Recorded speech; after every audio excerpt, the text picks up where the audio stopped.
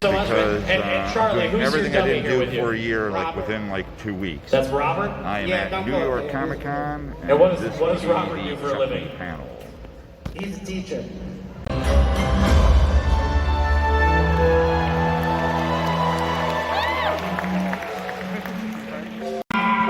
Well. New York Comic Con. Look at you nerds. Yeah, I see ya. It's me, your old pal Chucky. You tolls get to see the world premiere of my new show before it airs on USA and Sci-Fi. That's right, I'm too awesome for just one network. And make sure you stay around after to watch my friend to the end, Don Mancini, and my girl Pip. Jennifer Tilly. Anyway, make sure you stay to watch them talk about how great I am. Also, don't be that at whose phone rings, so turn it off, put it away, now. And don't even think about recording this, or you're gonna be on my list, and we know what happens to people on my list. Now, I know the whole Comic-Con at home thing appeals to some people, but just look at my room. Every day is Comic-Con at home for me. So as I said, I couldn't wait to get out and go and do things. And I will say something. The difference between going to cons, well, I'm going to say about a few years ago, because everything's different about going to cons today.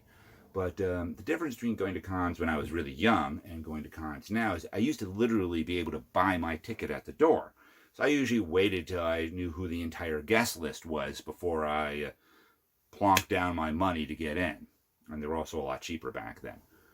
But, even a couple years ago, what they used to do is when things were in danger of being sold out, you had two choices. You could buy single days into the con, and if they were selling out before they announced the guest list, you just had to hope that you bought a ticket to a day that the people you wanted to see were going to be there. Or you could do what I usually did, which was to buy the weekend pass. So that way, even if you ended up not going every day, you were guaranteed to be able to see the panels you wanted to see and meet the celebrities you wanted to meet, and hopefully, get the artists, signatures that you wanted to get. This year was a little different because of the whole, pandemic. Instead of selling a weekend pass, they only sold day passes. And the only day I ended up being able to get was Friday. But lucky for me, Friday I had a couple things I wanted to do. There was the Chucky panel, and there was the GhostBusters Afterlife panel. So I was in luck. Did you like the show?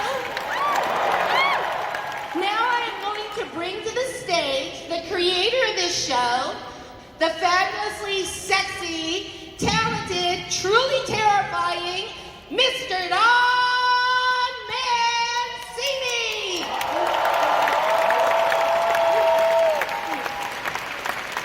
Don. Did you call me terrifying? Truly terrifying Don Mancini. He has been creating Chucky for 30 years.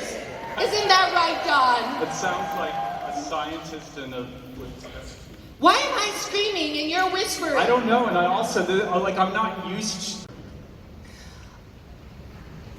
All right. Her mind's blank. You guys, I'm sitting here listening to the echo, so I didn't know if I should start talking after he was finished or after the echo was finished.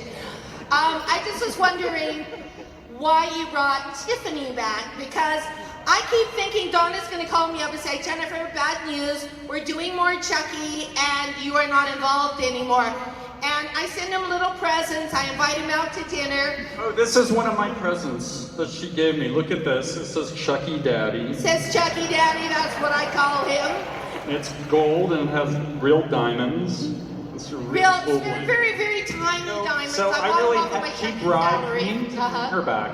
No, Well, when he said he was doing a television series, I was sort of like, oh, I hope there's a little part for Tiffany, like a little room under the stairs, please, sir, please. And Don's like, oh yes, you're gonna be in it. So then I started doing what I do, is going down all the red carpets and saying like, oh yes, we have Chucky Series coming up, and sometimes Dawn would come down the red carpet with me, and we, banter as we are wont to do. And then he sent me the script. He goes, I wrote the script. I wrote the first script. I'm very excited. I'm going to send it over. Tell me what you think. So I read the script, and there was no Jennifer. First I'm going through kids, what? Huh? Science class? Where's Tiffany? And in the very last page, Jake picks up a phone call, and you see my beautiful lips up against a telephone receiver, and I say, good luck. And that was the end of the episode. And I cut it. And so Don calls me up, he goes, what do you think? What did you think? Did you love it? And I said bitterly, yes, I'll start working on my line right away so I have it memorized by the time we shoot. And Don She goes, literally said exactly that. yes, I was a little angry. I was thinking of all the times I bought him dinner, all the money wasted, all the love I showered All on the him blame. I could have been giving to my boyfriend. And then Don goes, did you think that was your only part? And I said, yeah. And he goes, oh, no. And you guys could tell from the new trailer, right? How once the OGs do show up, which is starting in F5, yeah, they're in it in a big way.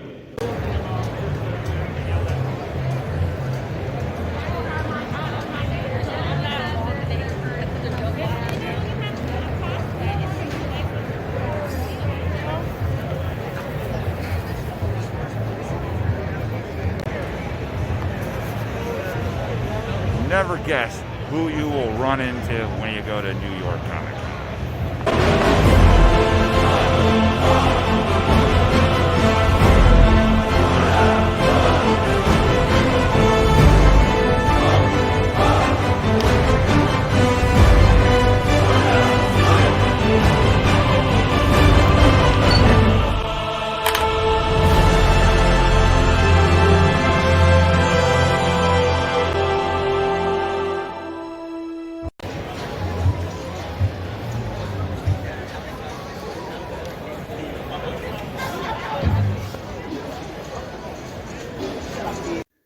My only real regret, in some ways, is because I only had one day, and I wanted to hit the panels that I wanted to hit. I didn't get to go and visit the showroom floor as much as I would have liked to. I only had a couple hours to do it.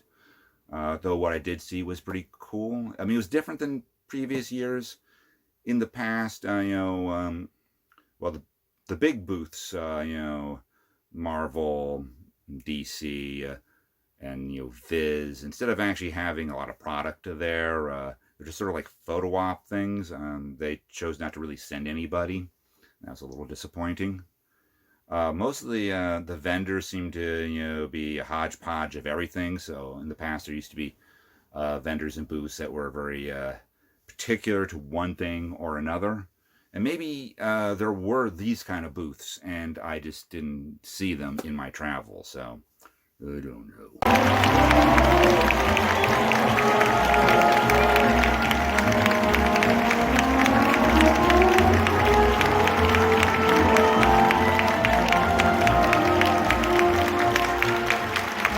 I miss you all so much. Isn't it wonderful to see all of you congregated together like this? 18 months I didn't see you. To hear the wonderful sounds of welcome that you're giving me. I mean, this overwhelming wave of applause and laughter and cheers. Thank you. To the future with optimism, we know better because we are builders, not dyers.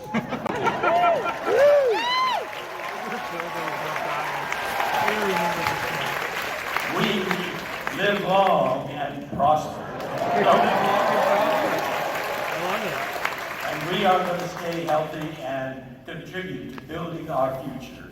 And so what I've been doing in the quarantine in Los Angeles is I've written another book.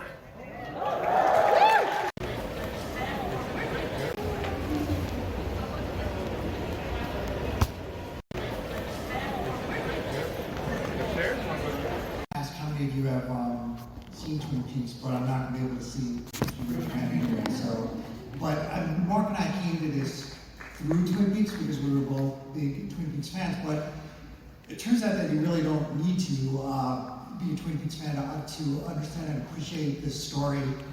This is a 113-year-old cold case murder mystery that was never solved. The victim was a 21-year-old domestic servant in upstate New York who worked for some of the most, she came from a poor family in the country and went on to work for three of the most powerful men in a city in upstate New York called Troy, which is up near Albany.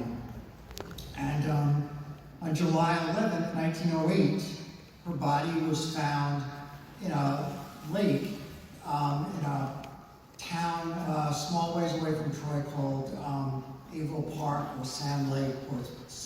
Averill Park is part of Sand Lake. Now, one of the great things about attending a Comic-Con is sometimes they actually are surprise treats that are only given out to the attendees of the convention. It could be a special shirt. It could be a limited edition book. It could be a limited edition toy. And sometimes it's a surprise appearance by a previously unannounced guest.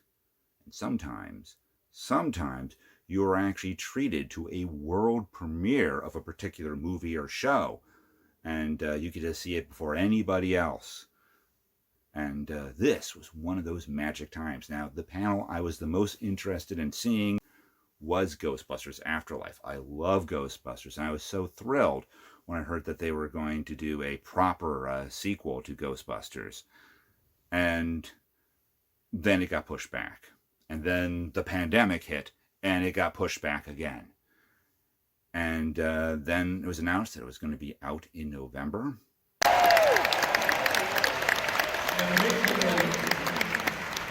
About, I guess now 2.5 years ago, 3 years ago, Jason came and said, you know, I think I want to talk to you about a Ghostbuster idea that I had. I just looked at him, he had just made these wonderful movies like Juno and Up in the Air and Young Adult. And I said, you have a great career going, what do you want to do what your old man did?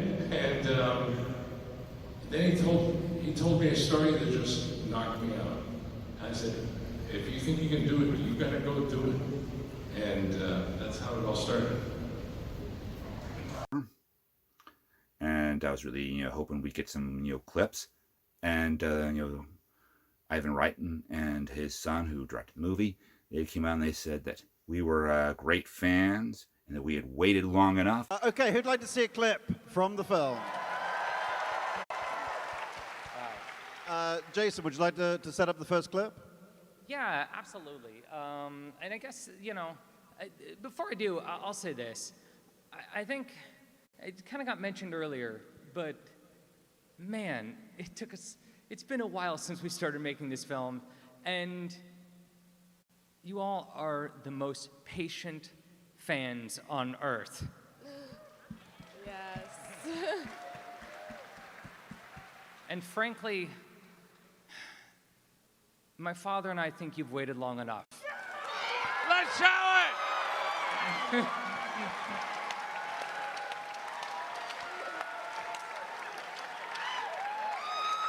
All right, so everyone quiet and just enjoy Ghostbusters. Now, look, here's the deal. Here's the deal. Two things. You know what I'm going to say, but I'm going to say it anyway. I want everyone who ever gets to see this film to see it the right way. I want them to see it the way you're about to see it. So no matter what you think of this film, no matter even if you love this film, please do not spoil it. Please do not say what happens in the end. You'll see why soon enough. Please, please keep it to yourself. We want this to remain a secret. We want this to be magic for everybody. Thank you. Let's go. Yeah. Yeah. And they showed the entire movie. I could be a jerk and spoil it, but I'm not going to. I'm just going to say it was incredible. It was everything you'd want in a sequel. And when it comes out in November, I highly, highly, highly recommend you rush out and see it. especially if you can see it in the theaters. This movie is really good, deserves to be seen in the theaters. And when it does come out, or closer to when it does come out, I will actually give an entire review on it. But I'm not going to do it now because, you know, I don't want to be, you know, a spoiler. And I definitely want people to go see this. And I hope they actually make another Ghostbusters movie after this. That's how good it is. Now, if you enjoyed this content, please do all the regular YouTube things. Thumbs up, like my video, subscribe to my channel, watch all my other videos, comment a lot. And I'll be back giving another video pretty damn soon.